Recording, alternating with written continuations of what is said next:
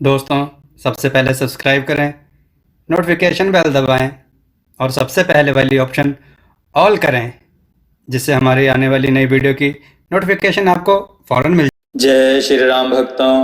दोस्तों, ये कथा बहुत ही सुंदर है। आज की कथा है गरीब पति पत्नी और फूल गोभी की चोरी। आइए कथा श्रवण करें। एक बार की बात है कि एक बहुत ही गरीब आदमी था जिसका नाम था राजेश। वह मछली पकड़कर अपना गुजारा करता था। एक दिन मछली पकड़कर वह घर पहुंचा तो बहुत थक गया। उस दिन उसको मछली भी नहीं मिली थी। उसको और भी ज्यादा बुरा तब लगा जब उस दिन उसकी पत्नी ने उसके लिए शाम का खाना भी नहीं बनाया था।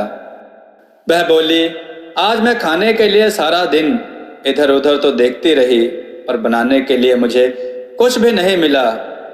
और तुम्हें मालूम है कि हमारे पास तो पैसे भी नहीं हैं जो मैं कहीं से कुछ खरीद लाती। राजेश बोला, पर बिना खाना खाए मुझे नींद कैसे आएगी? जल्दी कर, मुझे कुछ खाने को दे। घर में तो आज कुछ भी नहीं है स्वामी। अगर तुम चाहो तो हम लोग पास वाले खेत पर जा सकते हैं, जहां बहुत अच्छी अच्छी फूल गोभियां लगी हुई हैं। वहां से हम उनको तोड़कर ला सकते हैं, पर मैं चोरी करना नहीं चाहता। तब तो हमको आज बिना खाए ही रहना पड़ेगा। क्या कहा तूने? फूल गोभी, क्या हम दोनों साथ साथ जाकर उनको ला सकते हैं? राजेश की पत्नी बोली, हाँ हाँ, क्यों नहीं।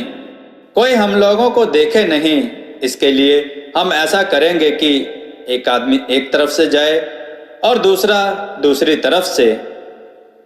राजेश बोला, यह ठीक है, और दोनों फूल गोभी लाने के लिए खेत की तरफ चल दिए। राजेश ने एक सड़क ली, उसकी पत्नी ने दूसरी सड़क ली। जब राजेश खेत की तरफ जा रहा था तो उसे सफेद बालों और भूरी आंखों वाला एक आदमी मिला। वह सड़क के किनारे लकड़ी के एक लट्ठे पर बैठा हुआ था।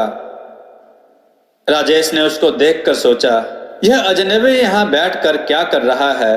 सो उसने उस अजनबी से पूछा, ओ भले आदमी, तुम यहाँ बैठे क्या कर रहे हो? वह आदमी बोला, मैं यहाँ लोगों को यह सिखाने के लिए बैठा हूँ कि कोई बुरा काम नहीं करना चाहिए।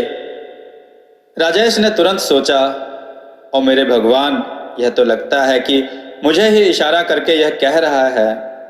वह अजनबी आगे बोला, और अगर उन्होंने कोई खराब काम किया तो उसके लिए बाद में उनको पछताना पड़ेगा। यह बात तो राजेश के दिमाग में ही नहीं घुसी, सो वह अजनबी को बीच में ही वहीं छोड़कर आगे बढ़ गया। पर उस अजनबी के शब्द उसके कानों में बहुत देर तक गूंजते रहे।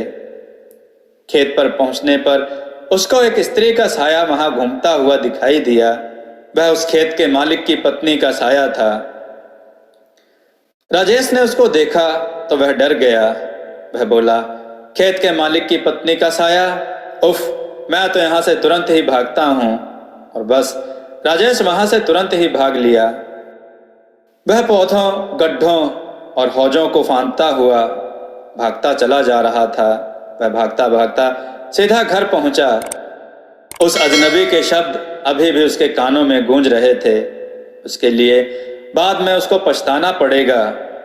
जैसे ही वह घर में घुसा, उसने झाड़ू उठाई और अपनी पत्नी को उससे मारना शुरू कर दिया। तो तू मुझे एक चोर बनाना चाहती थी, ओ कमीनी औरत? पत्नी चिल्लाई, स्वामी, भगवान के लिए मुझे माफ कर दो। क्या तुम्हें पता है कि मैं भी उस खेत से कुछ नहीं चुरा सकी, क्योंकि उसी समय खेत का मालिक वहां आ गया था और मुझे अपनी जान बचाकर वहां से भागना पड़ा, और मुझे उसकी पत्नी ने डराया। ओ कमीनी औरत, तो मुझे चोर ही बनाना चाहती थी। मैं यहाँ से जा रहा हूँ और अब जाकर पश्चाताप करूँगा।